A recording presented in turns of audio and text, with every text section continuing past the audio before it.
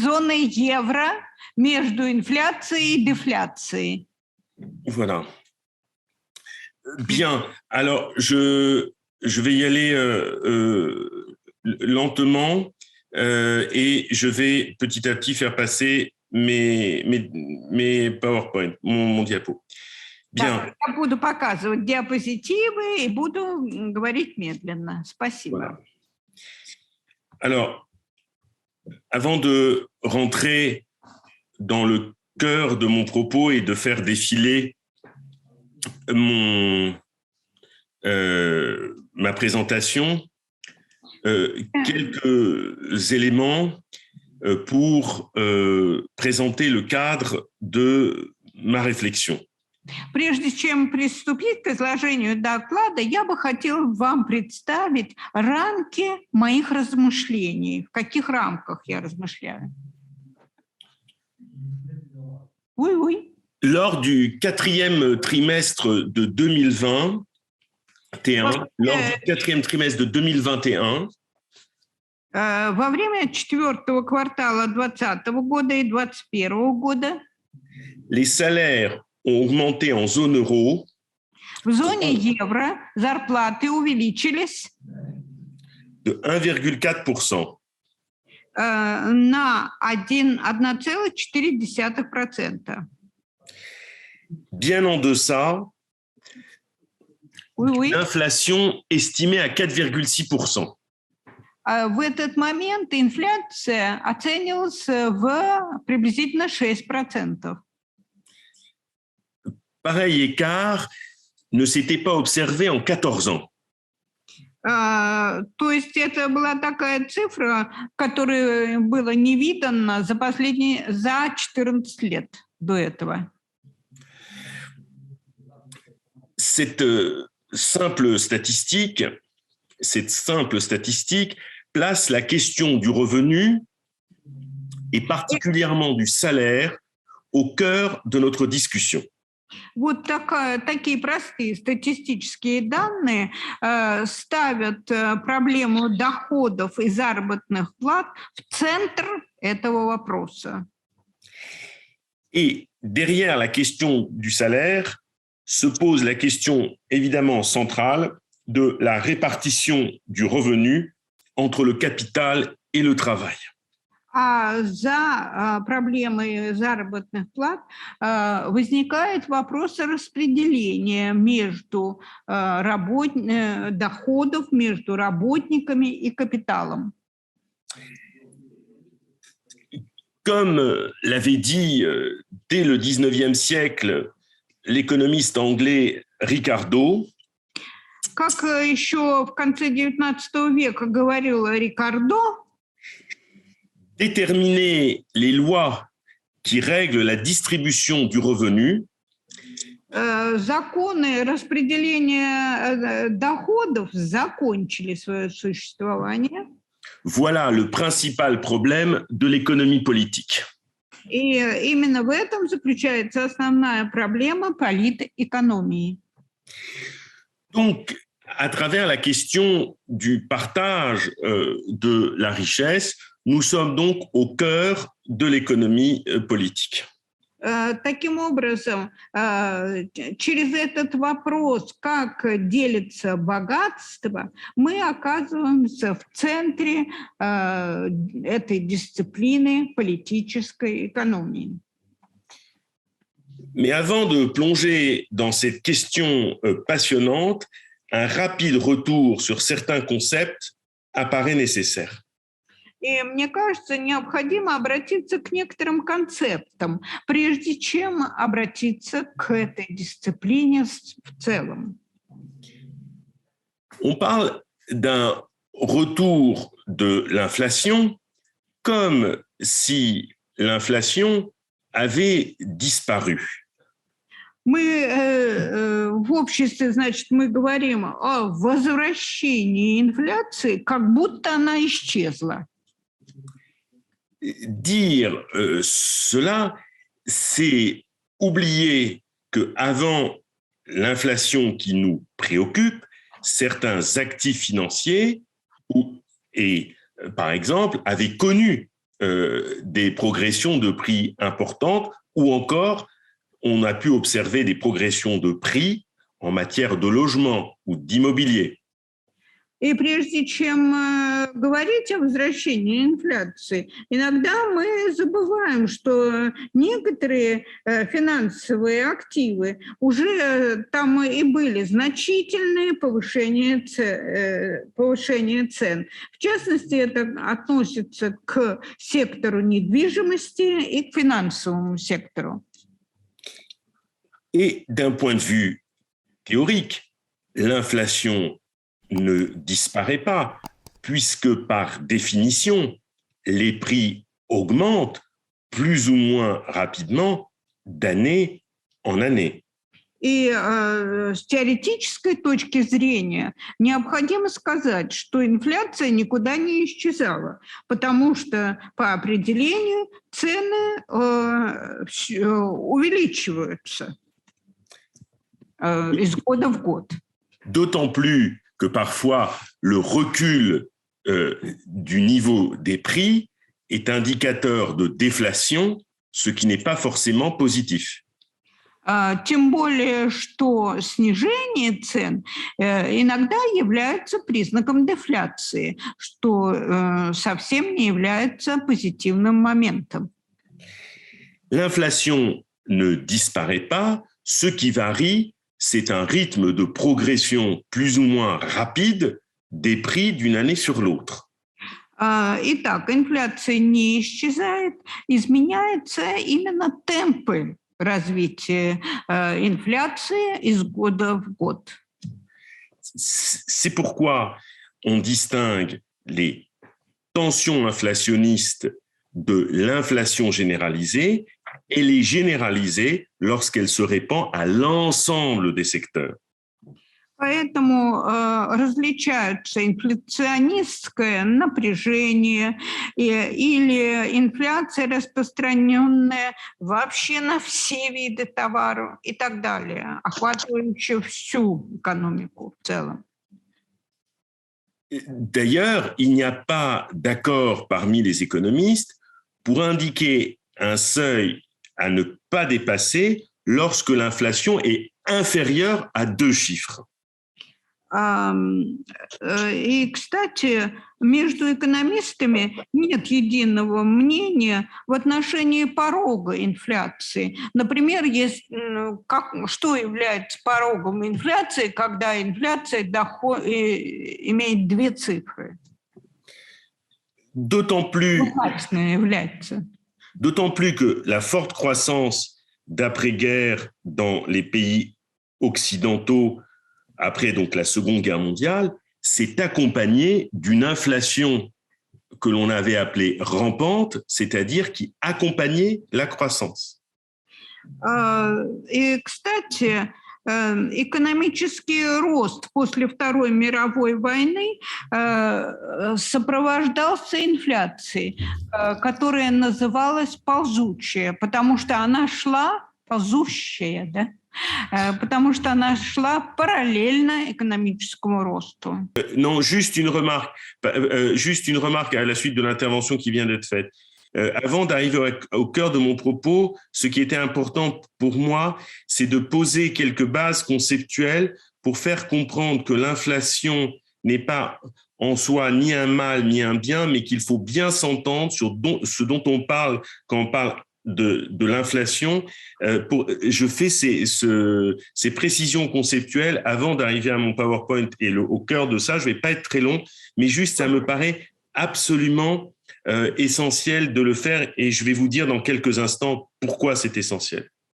Да, вот прежде чем переходить к основному содержанию моего доклада, я считал совершенно необходимым именно представить вам эти концептуальные понятия, для того, чтобы объяснить, что инфляция не является каким-нибудь экстраординарным явлением.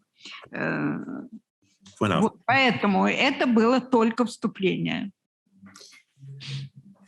Alors, pourquoi je dis ça? Parce que l'inflation et un certain niveau d'inflation est au cœur de certains arbitrages économique entre, par exemple, l'emploi et les salaires. Итак, значит, инфляция – это необходимая составная часть, и инфляция играет определенную роль при принятии решений, и поэтому, например, в частности, возникает проблема занятость, заработная плата и инфляция. Par exemple, si par le biais de la politique monétaire, on veut combattre l'inflation en relevant les taux d'intérêt, cela signifie qu'il faut accepter des points de PIB en moins et du chômage en plus parfois.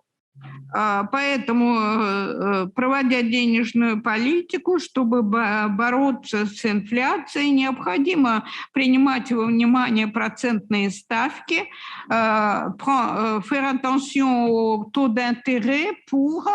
Le taux d'intérêt, s'il augmente, pour combattre l'inflation, il peut se traduire en retour par moins d'activité et plus de chômage.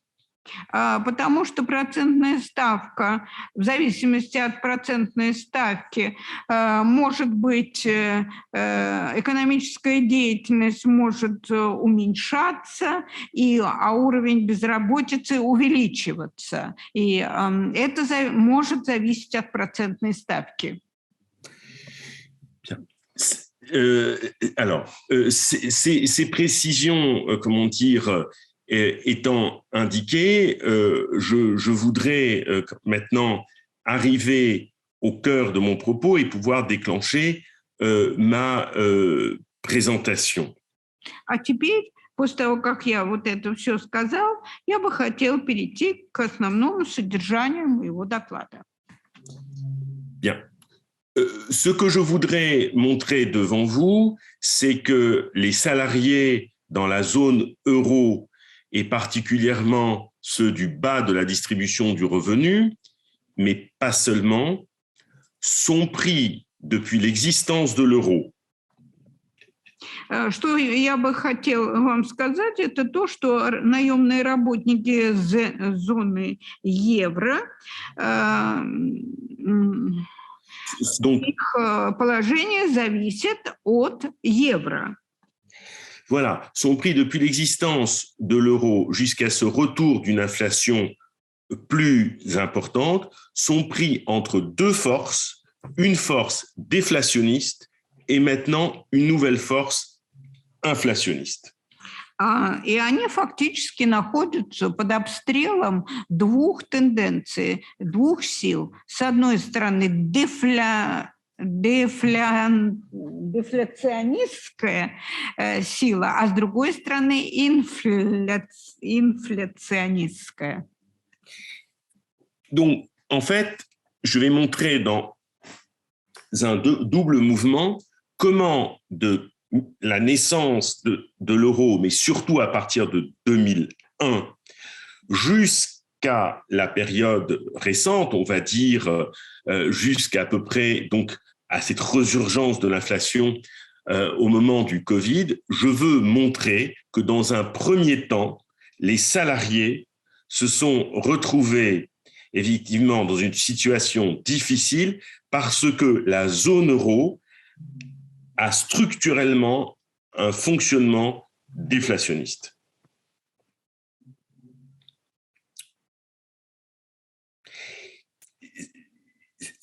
Donc, Практически в период пандемии, почему работники оказались в трудном положении под влиянием структурных феноменов зоны евро.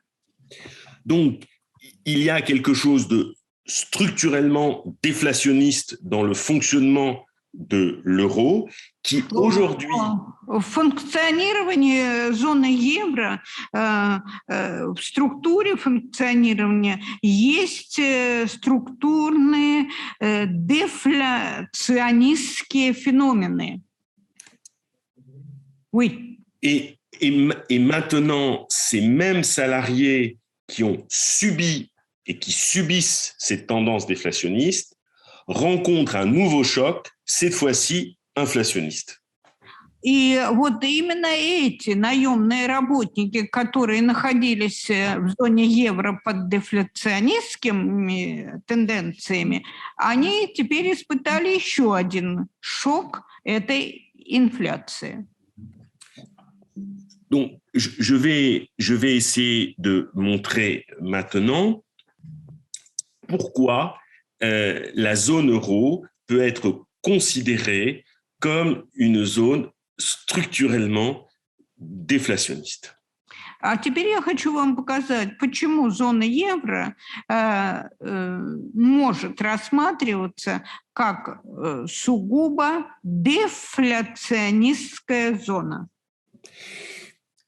La zone euro fonctionne quelque peu comme avait pu fonctionner à la fin du 19e, début 20e siècle, comme avait pu fonctionner ce que l'on appelait l'étalon or. Зона евро функционировала, как и функционировала система в конце 19-го, начало 20 века, основанная на золотом эталоне. Et qui faisait des salaires la variable d'ajustement. И из зарплат формировалась переменная величина, как это сказать, выравнивание ситуации. Donc, la zone euro, donc, du fait que les États ne disposent plus de leur monnaie, и поскольку государство больше собственными деньгами не располагает в зоне евро, utilise donc le marché du travail, они используют рынок труда, donc à travers les salaires et aussi l'emploi, через заработные платы и через занятость. Des outils pour devenir plus compétitifs. Они пользуются ими как инструментами, чтобы стать более конкурентоспособными. Par des politiques non coopératives, с помощью политики, которая не основана на сотрудничестве, qui consiste à exporter le chômage chez le voisin. И политика, которая основана на экспорте безработицы соседним странам. La zone euro, par ce type de politique et par la libre circulation des capitaux, и благодаря свободе передвижения капиталов, и благодаря такой политике, зона евро a érodé, a limité le pouvoir de négociation des salariés. Зона евро пришла к ограничению коллективных переговоров. De la sorte, elle a donné un avantage au capital sur le travail. То есть вот в этой дилемме капитал и труд зона евро отдала предпочтение капиталу. Les réformes dites structurelles concernant la protection sociale et le marché du travail ont une dimension, durant toute la décennie 90 et 2000, ont une dimension déflationniste. И структурные реформы, касающиеся наемного труда, имели дефляционистский характер. Et donc, la période de l'euro-fort de 2001 à 2008 и таким образом период кризисного евро с 2001 по 2008 год a eu des effets négatifs en matière d'emploi, en matière de croissance et en matière d'industrie.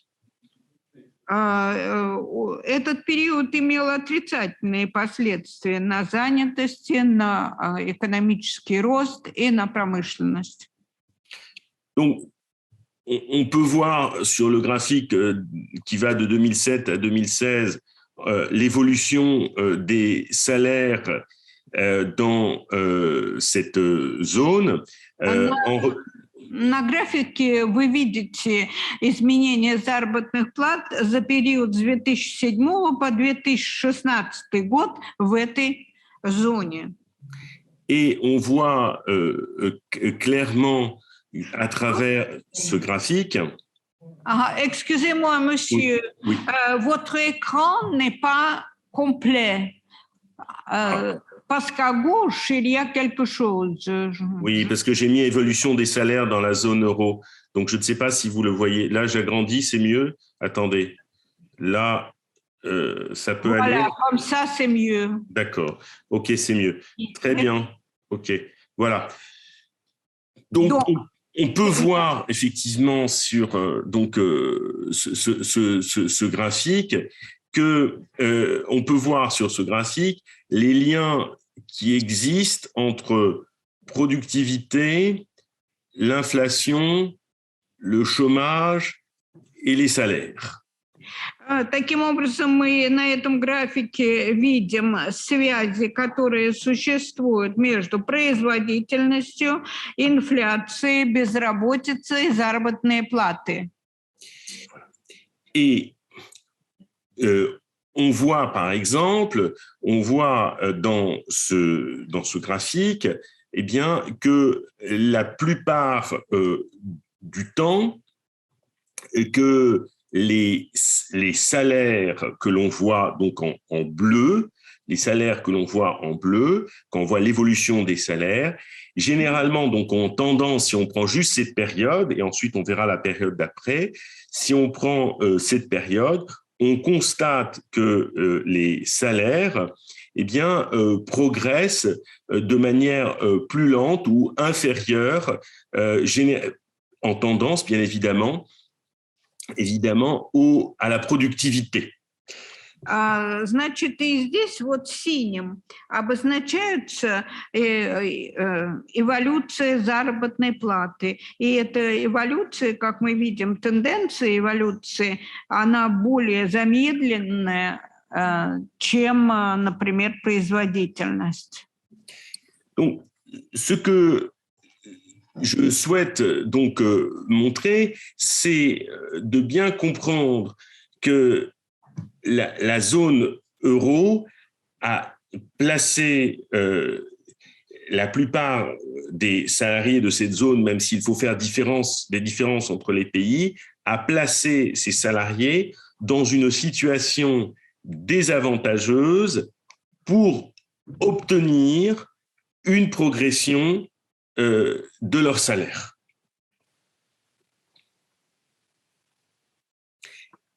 Et c'est très important de le montrer parce que ce que je voudrais montrer dans un deuxième temps... Attendez, monsieur, attendez. J'ai cru qu'il y avait... Pardonnez-moi, je vous en prie. Excusez-moi. Что я хочу вам показать, это то, что зона евро поместила своих работников в менее выгодное положение по сравнению с другими зонами. Oui? Cette idée est importante parce que cette faiblesse salariale pouvait être encore rendue supportable par une progression d'inflation relativement lente. Да, и эта ситуация могла бы быть, ну, ее можно было бы вынести, если бы инфляция при этом была бы более медленной. Mais comme nous le verrons dans un deuxième temps, но мы увидим с вами, que ces salariés qui avaient vu déjà leur pouvoir d'achat limité par ces effets déflationnistes, что у этих работников, как мы увидим далее, что у этих работников из-за дефляционистских явлений уже заработные платы были ниже. Vont alors être particulièrement fragilisés au moment du choc inflationniste. И у них ситуация еще будет хуже во время именно инфляционистского кризиса. Pardon, je vais passer juste au point suivant. Donc, on peut dire déjà que structurellement, la zone euro est donc déflationniste, mais la crise des dettes souveraines va venir aggraver la situation. И к этому следует еще добавить, что кризис суверенной задолженности еще больше ухудшит ситуацию. La phase d'austérité de 2011 à 2013 период жесткой экономии 2011-2013 годов, en ajoutant les attaques contre les États sociaux des pays du sud de l'Europe,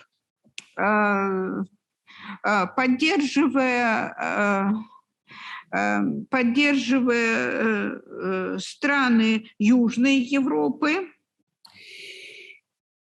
vont aggraver un peu plus la situation des salariés. Еще больше ухудшат ситуацию работников.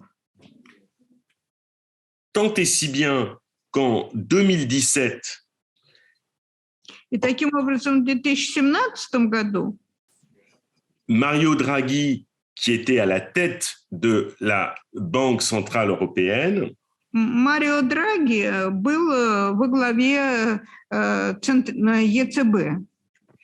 inviter les États européens à agir pour que les salaires augmentent. Он предлагал европейским государствам принимать меры, чтобы заработные платы увеличились.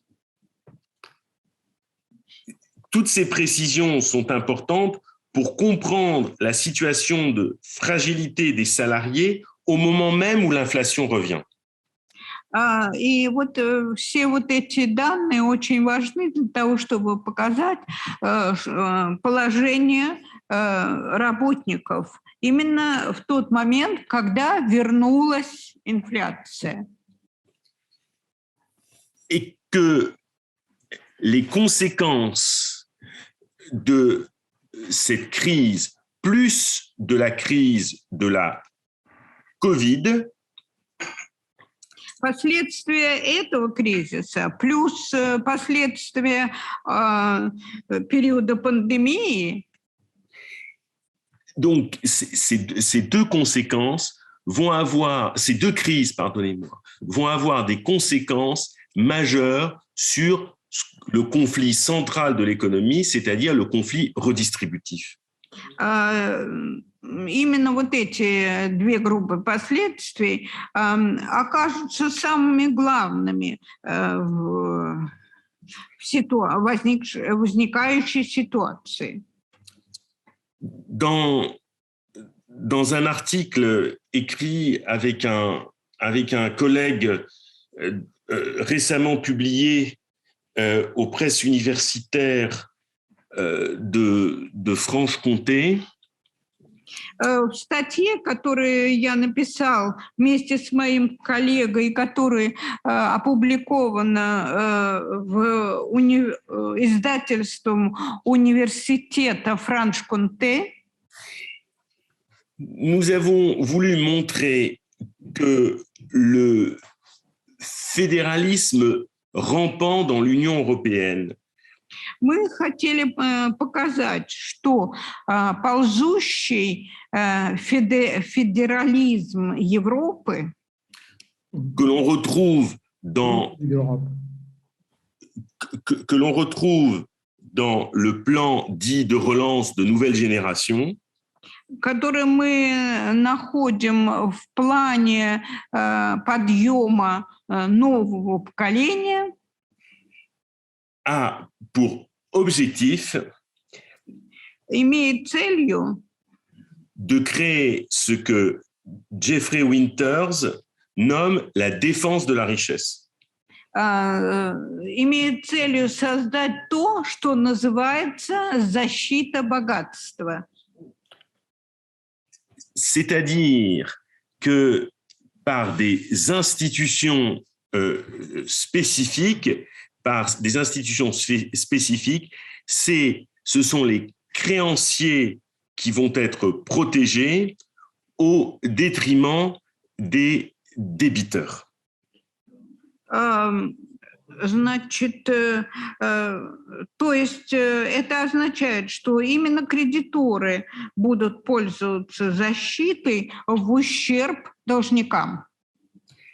Ainsi, pour obtenir les prêts ou les subventions proposées par l'Union européenne, то есть, чтобы получить суды или субсидии от Европейского Союза, les États doivent mettre en œuvre des réformes structurelles государства должны провести структурные реформы, qui, par exemple, affectent les retraites ou l'assurance chômage. Ну, это влияет на страхование по безработице. Et ces mêmes réformes ont des effets déflationnistes. И именно эти реформы имеют инфляционистские последствия. De la sorte, en imposant ce type de réforme, И навязывая такой тип реформ, c'est une manière de stériliser le conflit redistributif. это навязывание такого типа реформ, это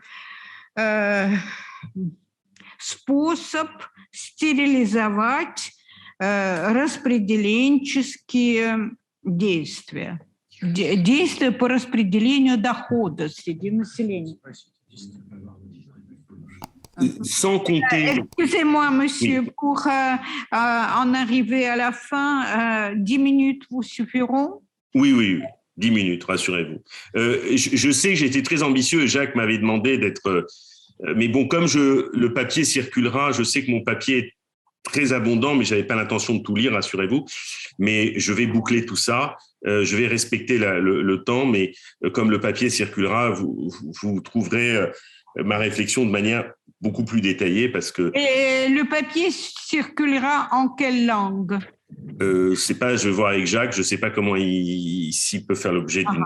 Значит, я представлю текст моего доклада, и поскольку доклад будет вам передан, я спросила, на каком языке, он сказал, он не знает, Жак Сапир этим распоряжается. Но, во всяком случае, все это отражено в тексте, поэтому 10 минут хватит. Oui. Donc voilà, donc le premier mouvement, je vais devoir accélérer pour le deuxième, mais ce n'est pas, comment dire, ce n'est pas grave. Mais donc voilà, premier mouvement, on l'a bien compris, la zone euro est une zone déflationniste et qui place dans une position désavantageuse les salariés et qui a construit, c'est tout ce qu'on vient de dire, quelque chose qui est profondément en faveur du capital contre le travail. Donc, si vous voulez, le premier problème, c'est les salariés face à la déflation. Maintenant, c'est là que je vais voir dans les 10 dernières minutes, comment la situation actuelle fait qu'à ce problème qui continue parce que la zone reste et restera du fait de son organisation en défaveur du travail, maintenant le travail va devoir supporter un deuxième choc qui est le choc d'inflation. Так, значит, ну, во-первых, он повторил все, что было медленно сказано, во-первых. Во-вторых, таким образом зона евро ставит работников в менее выгодное положение по сравнению с работниками в других зонах. И теперь они испытывают, кроме дефляции, созданной введением евро, они испытывают второй шок – это инфляционистский. L'inflation qui revient aujourd'hui et qui voit le prix de l'énergie augmenter et le prix des biens alimentaires va frapper avant toute chose et frappe déjà les catégories les plus modestes. И, кроме того, повышение цен на продовольствие, повышение цен на энергоносители затронет самые бедные слои населения в этой зоне евро. En effet, pour ces catégories, la part dans leur budget qui est consacrée à l'alimentaire est plus important, et il en va de même pour l'énergie. И действительно, у этих бедных слоев населения доля их расходов на продукты питания и на энергию очень большая, и она увеличится. D'autant plus qu'en Europe, il n'existe plus, à part en Belgique, il n'existe plus de mécanismes qui permettent aux salariés de voir leur salaire suivre l'inflation. Кроме того, что во Франции, в Европе, кроме Бельгии, индексации заработных плат не производится. Donc, ce qui est à craindre, c'est de voir leur situation économique se dégrader et l'apparition, comme on l'a dit tout à l'heure, d'une nouvelle pauvreté. И поэтому здесь возникает опасность, что их положение еще больше ухудшится в связи со всеми этими событиями. И, кроме того, появятся еще дополнительно новые слои населения. Donc, par exemple, en Italie, on estime que, en fait, les ménages risquent de se retrouver évidemment avec une facture énergétique beaucoup plus élevée, sans pour autant que les salaires puissent être suffisants pour absorber ces augmentations de prix. Например, в Италии есть риск, что плата за энергию у них повысится очень сильно, так что зарплаты им не хватит. D'autant plus que, contrairement aux États-Unis, il n'y a pas encore en Europe, du moins dans la zone euro, ce qu'on appelle la formation d'une boucle salaire-prix. Кроме того, что в противовес Соединенным Штатам, по крайней мере в зоне евро, нет такой закольцованности, которая называется заработная плата цены. Вот этой, как это, пропорции или как уравнение такое не используется. D'autant plus que, comme le disait Jacques Sapir tout à l'heure, on assiste, que ce soit en Italie, que ce soit en France, à un certain tassement de la productivité. Donc, si l'on devait donner une augmentation des salaires qui irait au-dessus de la progression de productivité, cela nourrirait encore plus l'inflation. И тем более, что, как говорил Жак Сапир, как в Италии, так и во Франции происходит снижение производительности, и это будет еще один фактор, который повлияет на заработные платы. Ce qui est à craindre, enfin, et on pourra ensuite en discuter ensemble, ce qui est à craindre enfin, c'est un resserrement de la politique monétaire qui pourrait jouer aussi, évidemment, contre l'activité et contre l'emploi. И к тому же сюда добавляется и денежная политика, которая может также оказывать негативные действия на занятость и, соответственно, заработные платы. Ce qui ferait des banques centrales, comme l'avait dit au début du XXe siècle Veblen, le syndic des intérêts établis. Что в начале XIX века сказал Веблен, les banques centrales, qu'est-ce qu'elles font? Elles seraient le syndic, elles seraient en quelque sorte au service des intérêts établis. Центральные банки будут на службе у установленных интересов, синдикатов. Donc, pour conclure, mais après on pourra en discuter évidemment lors de la discussion qui s'ensuit, ce que je veux montrer qu'en fait, on est plus que jamais en Europe dans un conflit de répartition entre une logique profondément déflationniste qui ne va pas s'interrompre du fait du fonctionnement de la zone euro et un retour inattendu d'une inflation plus soutenue, faisant encore une fois des salariés les plus modestes les victimes de cet ensemble institutionnel, tant pour des raisons structurelles que pour des raisons conjoncturelles. И таким образом, в заключение я скажу, что существует именно вот этот конфликт, который затрагивает напрямую заработные платы, и здесь противопоставлены две логики, дефляционистская и инфляционная, которые влияют на заработные платы. Voilà, je ne vais pas être plus long, même si je pourrais l'être, mais je suis prêt à répondre à toutes les questions que vous souhaitez. Je vous remercie de votre attention. Я благодарю вас за внимание и готов ответить на ваши вопросы. Спасибо, господин Фара. Merci, monsieur Farah. Я думаю, что стоит начать с вопросов. Je crois qu'il faut commencer par les questions. Профессор Волконский сейчас задаст Monsieur вопрос. Волконский. Вопрос на понимание. Я включил или нет? Да. Вопрос на лучшее понимание. У меня просьба вот этот основной, собственно, феномен как-то более подробнее описать, почему так получалось длительное время, что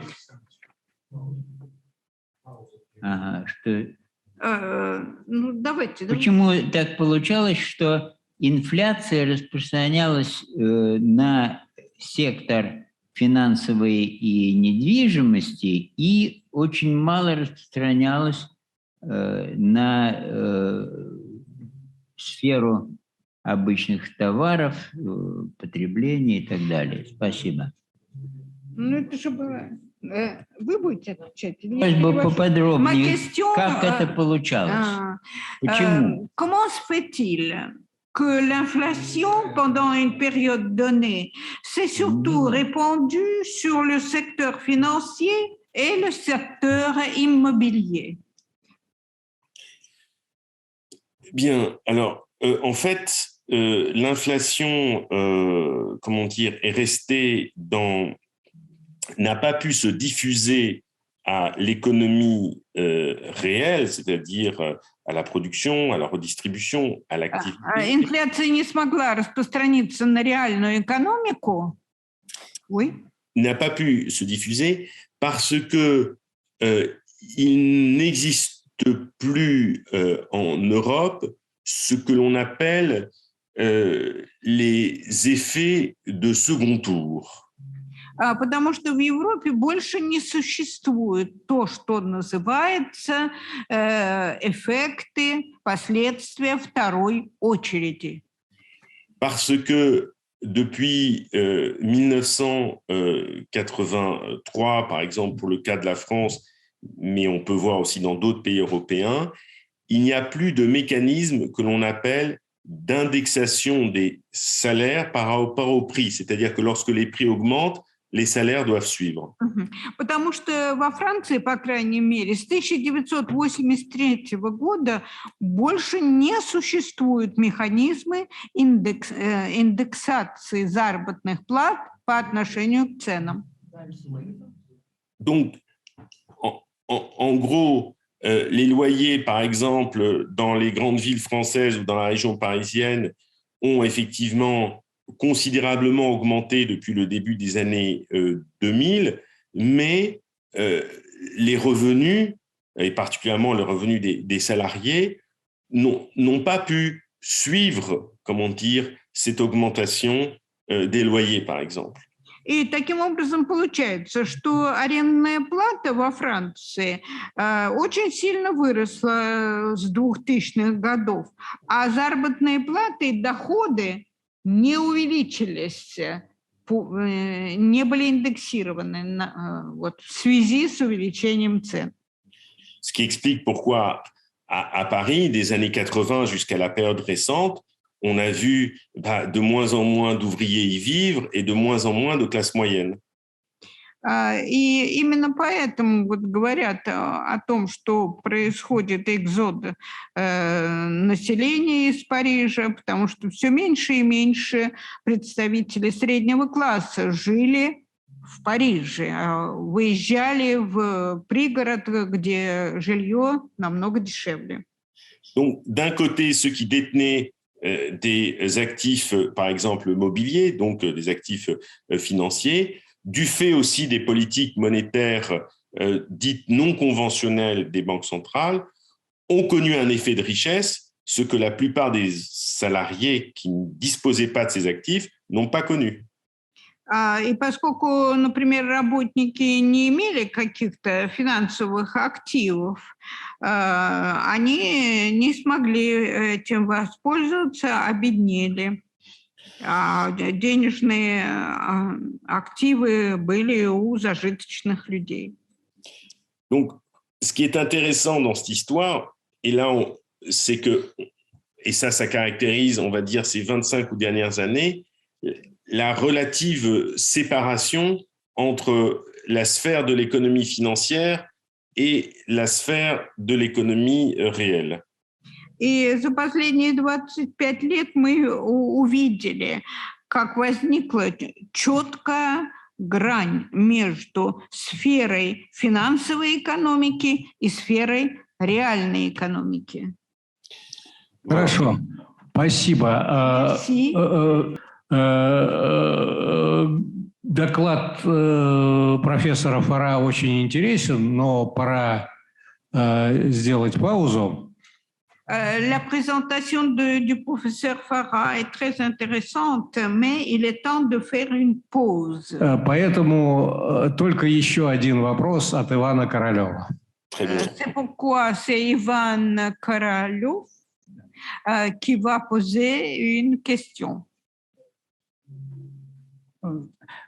Такой вопрос. Сегодня активно развиваются гибкие формы занятости, например, неполная рабочая неделя, неполный рабочий день. Как это повлияет на положение наемных работников в контексте поднятой в докладе проблем? Des formes souples d'emploi se développent, le travail à temps partiel, etc.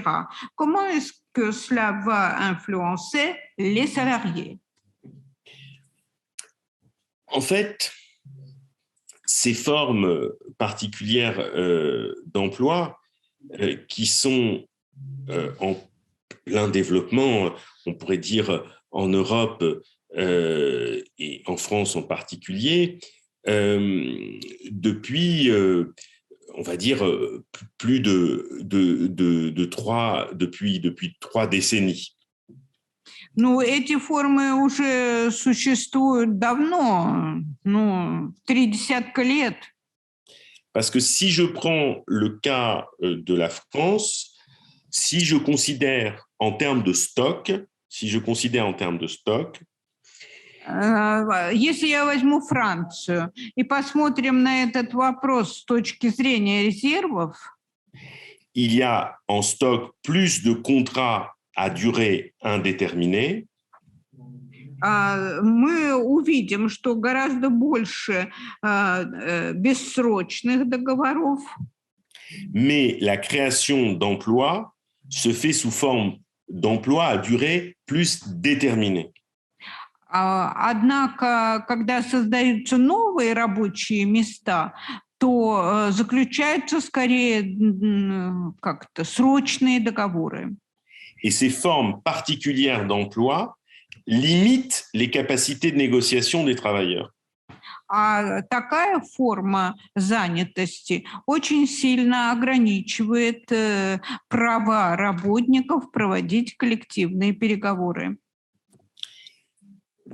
C'est pourquoi, entre la modération salariale plus ce type d'emploi, и поэтому именно проблема между уровнем заработных плат и таким типом занятости, то есть неполной занятостью, la position du travail par rapport au capital s'est considérablement affaiblie. Позиция труда по отношению к капиталу находится, в общем, в менее выгодном положении. Et une dernière chose, c'est que le capitalisme à l'époque numérique, avec les entreprises du numérique, fabrique de la précarité. И надо сказать, что капитализм в нашу цифровую эпоху среди цифровых предприятий способствует хрупкости занятости. Хорошо, спасибо, профессор Фарам.